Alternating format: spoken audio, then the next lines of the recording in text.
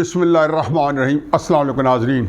ये तो मेरे लिए तयन करना बहुत मुश्किल है कि आज का दिन क्रिटिकल है या कल 27 अप्रैल का दिन क्रिटिकल होगा।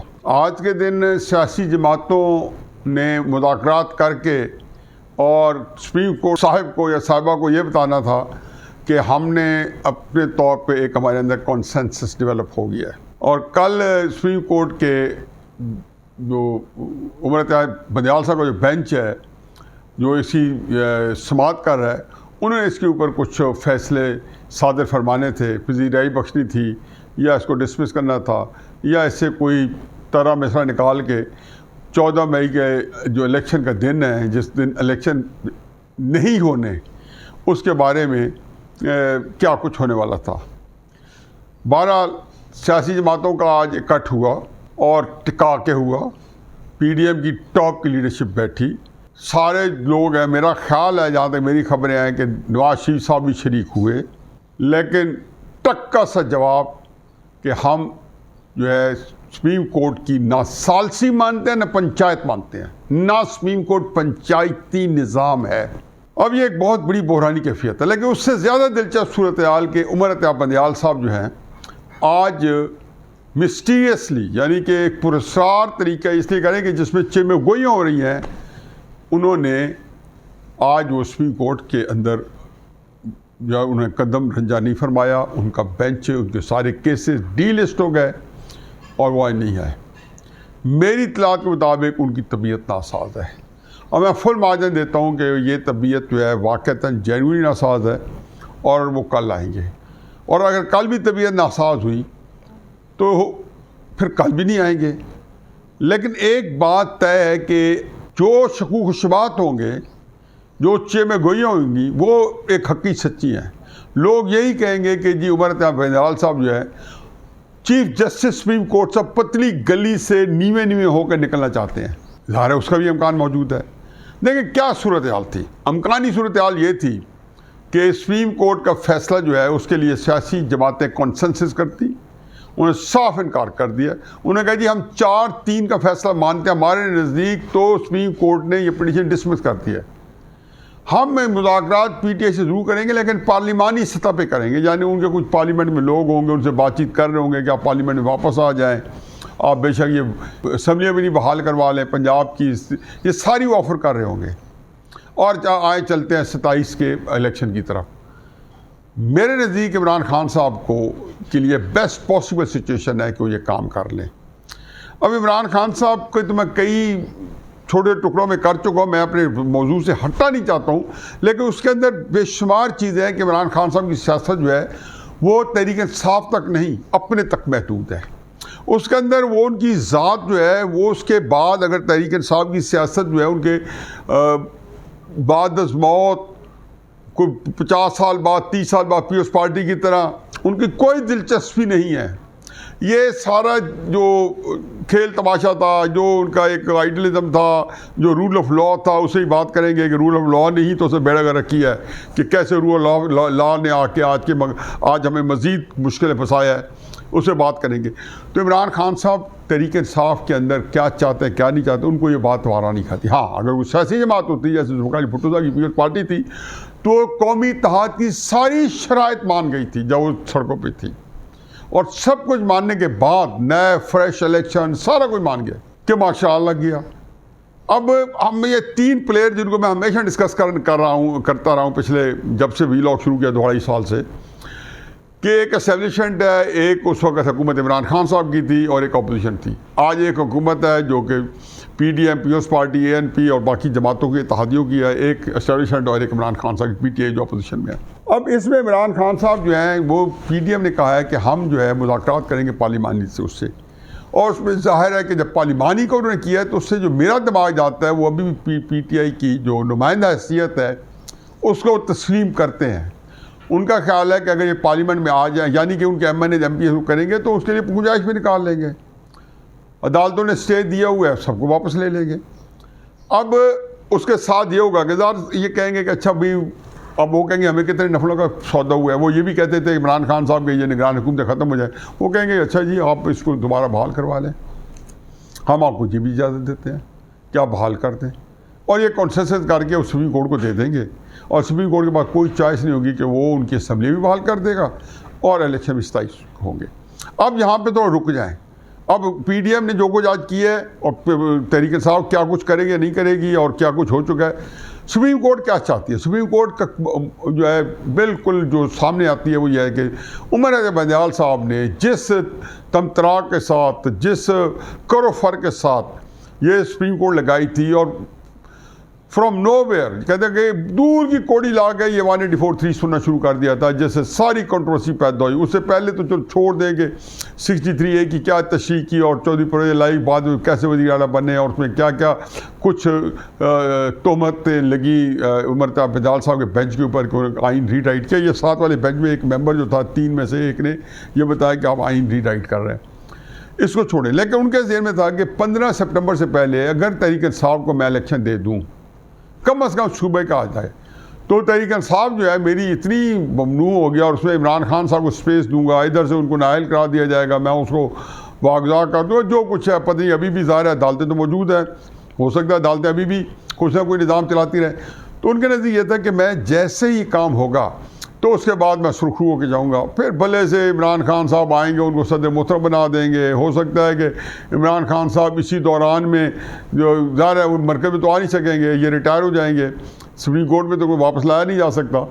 तो किसी तरीके से बहरहाल क्या असम्बली के अंदर होता है, जब वो इलेक्शन हो जाए फिर उसके बाद नेशनल असम्बली ला मोहल्ला होंगे, सुबह पंजाब के कंट्रोल में होगा, बहुत बड़ा एक निज़ाम होगा, सारा कुछ। ये तो उमर अजहर बंदयाल साहब की प्लानिंग होगी, और उससे प्लानिंग जो भी पार्टी करती है, चाहे हुकूमत वक्त कर रही है, इत्तेहादियों की जो हुकूमत है, या इमरान खान साहब कर रहे हैं, या एस्टेब्लिशमेंट कर रही है, या सुप्रीम कोर्ट कर रहे हैं। सुप्रीम कोर्ट तो नहीं, तो बेचारों ने क्या करनी है, वो तो 3 जजेस की या 4-5 जजेस की इस वक्त शर्मगाल है कि वो हॉस्टेज बनी हुई है उनके हाथों। ज़हन में रखें कि पीडीएम की अपनी कोई औकात नहीं है। पीडीएम में 100% इस वक्त एस्टेब्लिशमेंट का एजेंडा टो कर रही है, यानी कि अगर तहरीक इंसाफ पीडीएम की हुकूमत से मुज़ाकरात कर रही है तो इनफैक्ट वो एस्टेब्लिशमेंट से ही मुज़ाकरात कर रही है, जो कि गलती है। या तो एस्टेब्लिशमेंट से बराह रास्त मुज़ाकरात करें, या अगर करने सियासी जमातों से करें तो फिर पीडीएम नहीं है। वो मैं फिर आखिर में बताऊंगा कि वो फिर किससे मुज़ाकरात करें। अगर सियासत के लिए प्योर पॉलिटिकल मुज़ाकरात करने हैं और सियासत को बचाना है, और वो फिर उसमें से पार्टी को कुर्बानी कैसे कैसे देनी है, सुप्रीम कोर्ट या एस्टेब्लिशमेंट की कुर्बानी कौन कौन देगा, क्या क्या नहीं दिया जाएगा। क्योंकि अभी तक तो जो सामने चीज़ें उभर के सामने आई हैं और जो सारे ज़मीनी हक़ाइक़ जो सपोर्ट कर रहे हैं कि सुप्रीम कोर्ट इमरान खान साहब का एक जत्था बना हुआ है, इत्तेहादियों की हुकूमत और एस्टेब्लिशमेंट का एक जत्था बना हुआ है। अब इसके अंदर एस्टेब्लिशमेंट जो है वो जब ये मुज़ाकरात कर रहे हैं हुकूमत से तहरीक इंसाफ की, तो एस्टेब्लिशमेंट जो है उनका अपना गेम प्लान है। एस्टेब्लिशमेंट के गेम प्लान में इमरान खान साहब का कोई मुस्तकबिल जो है ना ऐसा ज़ीरो है। वो अल्लाह जानता है क्या किसी का क्या बनता क्या नहीं बनता और कितनी तदबीरें कम कारगर होती हैं। ये ठीक है कि उनके हालात मुश्किल हैं। इमरान खान साहब को आज से साल पहले, 8 महीने पहले, 4 महीने पहले ज़ीरो करना जो था बिल्कुल कोई मसला नहीं था। इमरान खान बेचारे पे कातलाना हमला हुआ, गोलियां लगी, छिल्लियों के जिस्म, कोई पाकिस्तान के अंदर जूं तक ना रेंगी। ये इमरान के लिए बहुत बड़ा धचका था। फिर उनको नाअहल करार दे दिया गया, उससे पहले कोई जूं तक ना रेंगी, ये भी उनके लिए बहुत बड़ा धचका था। जेल पर तहरीक नाकाम हुई। उनका क्राउड जो लाखों का आता था, जो कि अभी मैं जिक्र करूँगा जब मदर इन लॉ का, उन्होंने कहा लाखों लोग आए हुए, वो लाखों लोग 25 मई को आ जाते अगर होते तो। इसका मतलब है अगर 25 मई नहीं है तो वो भी झूठ थे।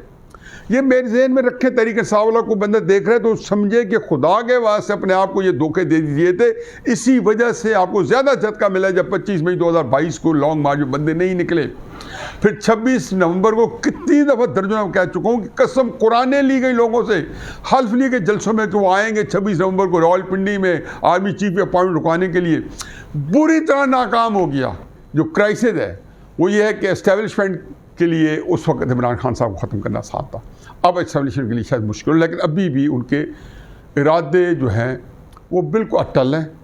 उनके अज़्म में जो है वो समीम है और वो किसी सूरत में भी इमरान खान साहब को आगे नहीं बढ़ने देंगे। उनके लिए उनके पास कई ऑप्शन हैं, क्योंकि अब वक्त इनके पास घटता जा रहा है।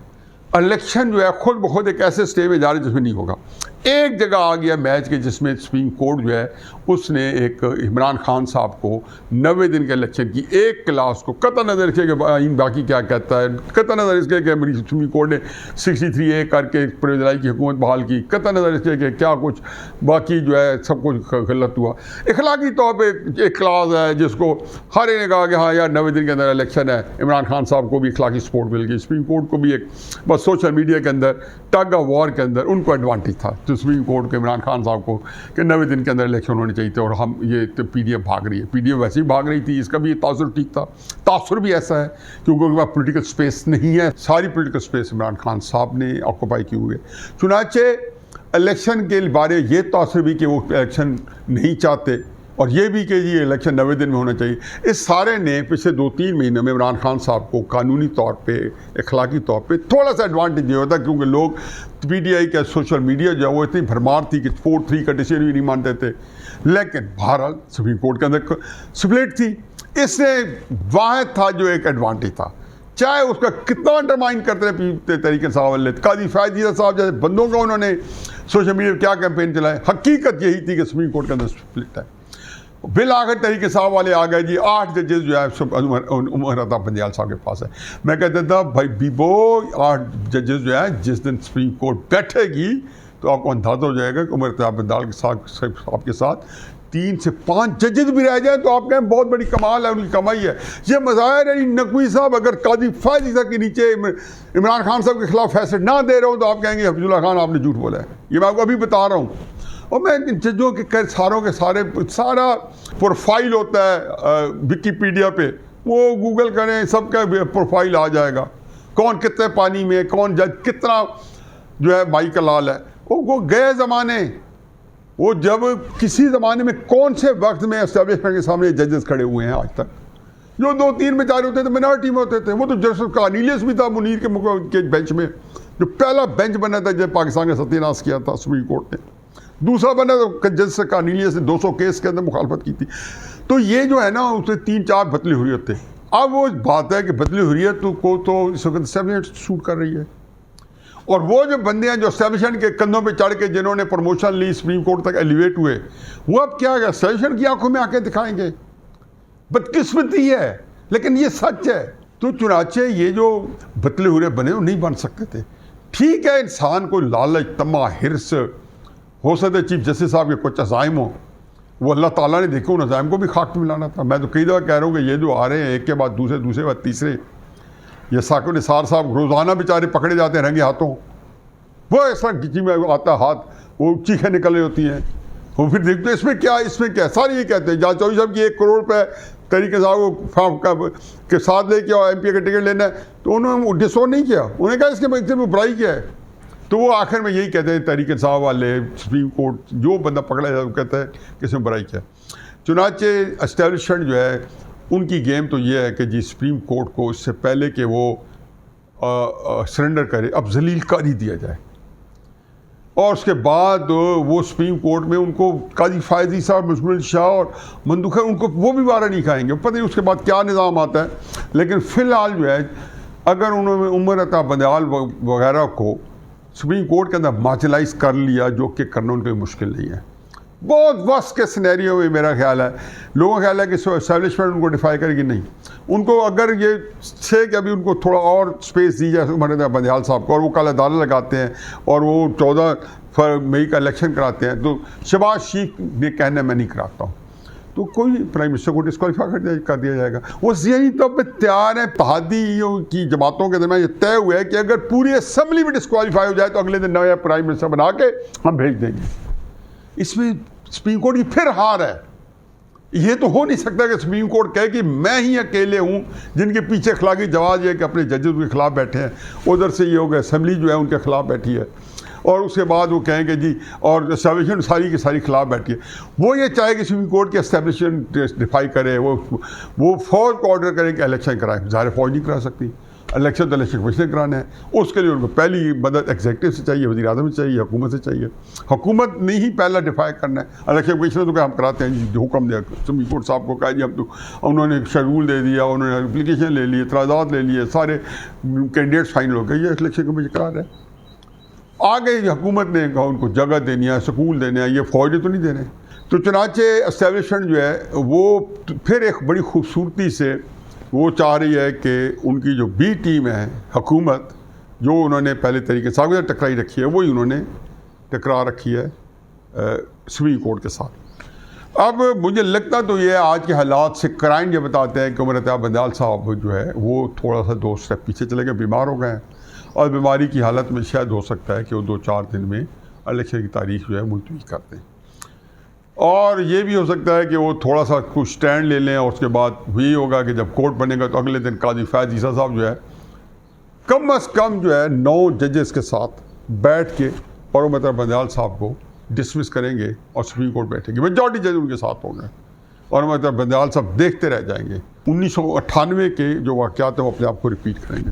अब आ गया तहरीक इंसाफ का जो मामला कि PDM के मैंने बता दिया, उनका तो 2 असूल है जी कि सुप्रीम कोर्ट की बात मानी नहीं है, तहरीक इंसाफ से मुज़ाकरात करने हैं इलेक्शन की अक्टूबर की तारीख के ऊपर, जब उमर अत्ताब बंदयाल साहब चीफ जस्टिस नहीं होंगे, असम्बली अपनी मुद्दत पूरी कर जाएंगी, निगरान हुकूमत बनेगी, इलेक्शन का शेड्यूल आ जाएगा, और उसके बाद तहरीक इंसाफ फ़र्ज़ की और उसकी मान जाती होगी बात कि जी 7 या 10 या 15 या 16 अक्टूबर को हम इलेक्शन कराते हैं, और फिर उसके बाद ये जो पावर है वो एस्टेब्लिशमेंट को खुद बहुत शिफ्ट हो जाएगी।